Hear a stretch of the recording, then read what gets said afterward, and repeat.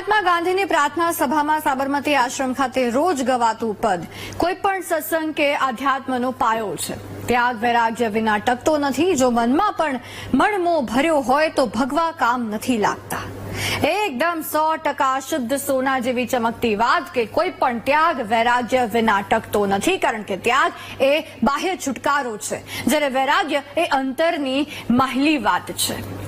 જો મનમાં મણમોહ ભર્યો હોય તો ભગવા કામ નથી લાગતા, ત્યાગી નથી થવાતું।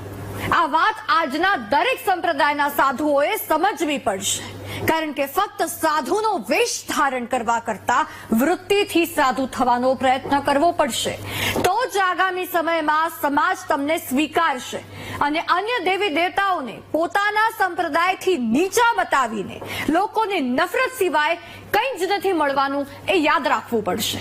તમારા સંપ્રદાયનો પ્રચાર એવી રીતે તમે ના કરી શકો કે જેનાથી કોઈનો દુષ્પ્રચાર થાય, અને જ્ઞાન વિનાની વાતો તો તમારે જાહેર મંચ પરથી ક્યારેય કરાય જ નહીં।